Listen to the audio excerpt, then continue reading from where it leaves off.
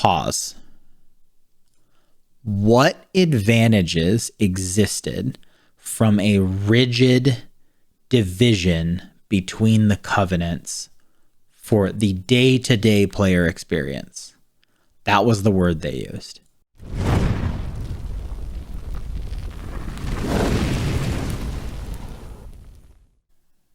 So just when I thought I was done making World of Warcraft videos, Blizzard came out with a new post. 2 of them, actually. Let's talk about them. What's going on, boys? My name is Nox, and welcome back to another video. Today we are talking about the new blue posts and development updates from Blizzard regarding World of Warcraft. This is the first message they posted. I'm just going to kind of read it and give you guys my thoughts. To the WoW community, over the past few weeks since we shared an update, the WoW team has been focused on the immediate future for both our people and workplace, and what's next for players too. As part of that, the entire team came together to ask, what are the biggest things we're hearing are getting in the way of your fun, and what are the most impactful changes we could make to WoW today to fix that? So to pause here, super quick one, pull the ripcord on covenants, remove 75% of the daily chores required for power creep. I mean, there's a multitude of stuff here. Going back to the posts, Shadowlands update 9.1.5 will be going to PTR next week. That's cool. And a lot of what you'll find is a direct result of your collective feedback. It includes long asked for changes to make it easier to swap covenants and conduits, updates to make it so you don't need to repeat covenant campaigns on alts, new character customization options for some races that were lacking them, and more changes to help you play the way you want. So this last little line here, and more changes to help you play the way you want, I think is the most important. Like, I mean, new character customization options, cool. Great work, guys. Repeating covenant campaigns on alts, that's a good thing. That's a good change, but that should have been implemented 6 months ago. That's not really what we're talking about anymore. But going on. It also has updates to improve the game environment for our community, including additional changes to some content to better reflect our shared values, better visibility to the impact of your in-game reports of harassment, and more serious penalties for people engaged in disruptive behavior. I'm not quite sure what that means. I guess maybe you'll find out when you report somebody for harassment. You'll find out what happens to them. I don't know. We hope you'll see something from your own 9.15 wish list when we post the patch notes next week, and we'll keep listening, refining, and building on that as we continue PTR testing and development of what's next. So this line is actually my favorite in the entire post. If this is true, Blizzard is going to do a complete 180 from how they've been handling feedback in the past. Basically, what they were doing before is making a system, telling us to beta test it, telling us to PTR test it.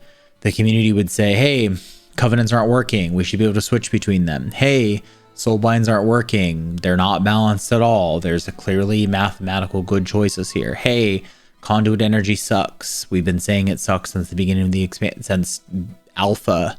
This isn't a good idea. This system doesn't seem finished. All of these seem like really basic talent trees. We don't like this. We don't like this. And didn't listen the entire time. Stuck to their guns, super prideful. The interview Ian did with Preach, all of that stuff. Yeah, just, you know, there is no ripcord. We're not going to pull the ripcord, that sort of thing. Yeah, so this would be a complete 180 from that. It would be interesting to see if this is actually true. And next expansion would be great if this is actually true. And WoW could continue to actually improve upon itself and build from patch to patch and from expansion to expansion versus kind of completely demolishing everything we had before and remaking the game every year and a half. So for our Burning Crusade Classic players, we're excited to let you know the first major update overloads of Outland. Okay, cool. BC gets Kael'thas and Lady Vosh. That's awesome. New season of Arena, and we're working on something for our WoW Classic players who've told us they'd like a chance at a fresh start. We'll be sharing more of our plans soon. So they're going to do Classic progressive servers. It seems like they're going to restart some Classic servers. I don't play a ton of Classic WoW. I dabbled in it and I enjoyed it, but I don't know if I would be interested in starting all over again from scratch on a fresh server for just because. Creating World of Warcraft is a truly collaborative effort between the people on our team, across Blizzard, and all of you. As we build, iterate on, and talk about what's next, we hope we can demonstrate our commitment to making Azeroth the best place it can be for everyone. So here's the other blue post. In the next few days, there'll be upcoming PT public test realm with a first look at patch 9.1.5, alongside feature updates like new time walking experiences. This time we're revisiting Legion with a couple of twists. These 0.5 patches falling in between content tiers present an opportunity to focus on balance and revision of core systems based upon feedback and data from the season so far. Patch 9.1.5 will include significant changes to the Shadowlands Covenant systems in particular. What do you guys think of this? Once you've reached a high enough renown threshold, you will thereafter be able to freely switch among any of the 4 covenants without cooldown or restriction, as well as use cosmetic rewards that you've earned from one covenant, even if you are currently a member of a different one. Both covenant switching and the use of cosmetic awards will now apply to alts once the renown threshold is reached on one character. This should have been in the very beginning of the game. I'm glad it's here now. For me, though, a little too late. I'm not sure. Again, let me know in the comments below what you guys are thinking about this sort of stuff. Conduit energy is being removed. Conduits will now be freely swappable without restriction. Again, another change that should have happened the first week of Shadowlands. It shouldn't have even gone live with the system that it had. Conduit energy is nothing but restriction for the sake of restriction, because the developers decided that they didn't want people who liked min-maxing to min-max. That's it. Like, that's the only reason why conduit energy ever existed, is because fundamentally they didn't want players swapping around conduits. If that was the case, then why give us a choice of conduits? When playing alternate characters, if you have already completed a given Covenant campaign on a different character, you will be able to immediately earn the renown and 3rd soulbind unlock without needing to replay the full narrative arc. So this is cool. However, I'm wondering how this works. Is this for all covenants? So like, if I finish my Night Fae campaign on my Warlock, which I did, and then I jump on my Warrior who's Venthyr, can I instantly get all 3 soulbinds unlocked? Or do I have to complete each covenant campaign one time? It would be cool to have some details there. Additionally, can I get the renown and 3rd soulbind unlock and then do the covenant campaign at my own pace at a later date? It would be cool to just have the power so I can get into the content that I want to get into right away and not be hamstrung by that, but also have the ability to play through the Venthyr campaign if I haven't done it before, or if I want to do it again. I don't think it should be like a, hey, like, okay, well, you've shut this off, kind of like Threads of Fate, so you can't go back to it. Again, we'll see. But I think these 3 issues here are a problem with Shadowlands, I guess. I don't know if they are the problem with Shadowlands, at least not for me. In a previous video where I talked about most of my issues with the game are the daily upkeep of your characters. This doesn't touch on Torghast. This doesn't touch on Korthia rep. Is this just the Covenant campaign? What about the Korthia campaign afterward? Do I have to do that on every character?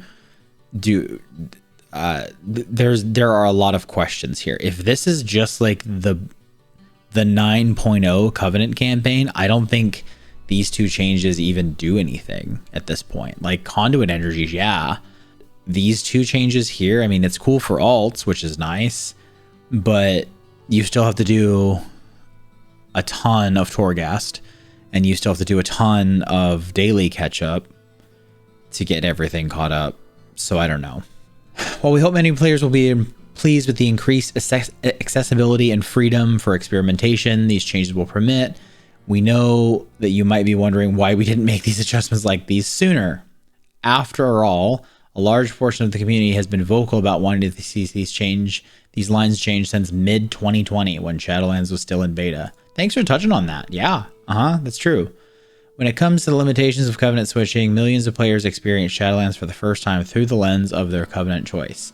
And that would have not been possible had the choice carried less weight from the outset.